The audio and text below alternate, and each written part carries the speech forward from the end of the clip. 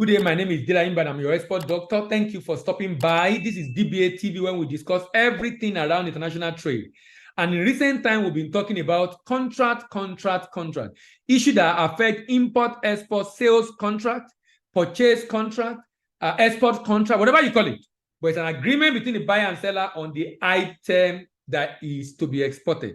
So in today's video, I'll be talking about how Incoterms affect export pricing. First of all, what is Incoterms? Incoterms are international commercial terms that separate transaction cost and risk between buyer and seller in international trade transactions. Incoterms are international commercial terms that separate transaction cost and risk between buyer and seller in international trade transactions. There are 11 Incoterms. And Incoterms affect your pricing. Incoterms affects your pricing. It defines the specific responsibilities which come at a cost. It defines the specific cost and risk associated with moving the goods from the exporter's location to the importer's location. It is used globally.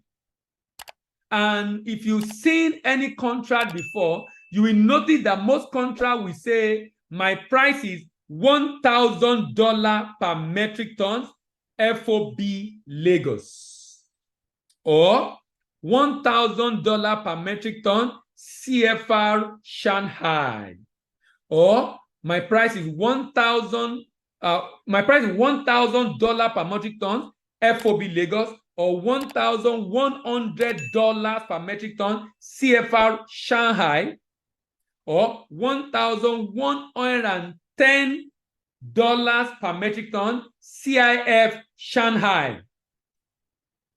You will notice something in that pricing. FOB Lagos.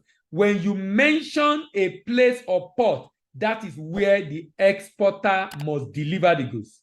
Although that's not where the risk of the exporter ends, but that is where the exporter must deliver the goods. So when I say my price is $1,000 FOB Lagos, that means my risk and cost end as an exporter when I deliver the goods to a place in Lagos, usually a port of loading, usually on board the vessel at the port of loading in Lagos, FOB Lagos. There are 11 Incoterms. I've only mentioned one, FOB, CFR, and CIF. There are 7 others, or 8 others, 11. So when I said CFR Shanghai, what I'm saying is I'm bearing the cost of delivering the goods to the port and shipping it to the destination. Remember, my price is $1,000 when I deliver it to the ship. But when I deliver it to the destination, I'm incurring additional cost of transport. That's why my price moved from $1,000 FOB Lagos to $1,100 CFR Shanghai. CFR Shanghai because I'm supposed to bear the cost of transport to Shanghai when I'm doing CFR. In FOB, my risk end here, my cost end there. In CFR, my risk end in my country, but I'm bearing the cost to destination, CFR. In CIF, FOB, free on board. CFR, cost and freight. CIF, cost, insurance, and freight. I'm not just bearing the cost of transport freight to destination. I'm also bearing the cost of insurance to destination, CIF. I'm also bearing the cost of insurance to destination, CIF. Transport to destination, freight, insurance to destination, CIF. And my price is no longer $1,000 per metric ton. That is for FOB. $1,100 per metric ton, that is for CFR. My price is $1,110 per metric ton because I'm bearing $10 on insurance to the destination. Do you notice something? With every Incoterm comes a change in price because every Incoterm have unique responsibilities, costs, and risk that the buyer must bear, that the seller must bear. So if the risk and cost of the seller end at a point, that of the buyer starts from that point. that of the buyer start from that. So when you are signing your contract, be conscious of the Incoterms. You cannot quote a CFR price when you don't know the destination.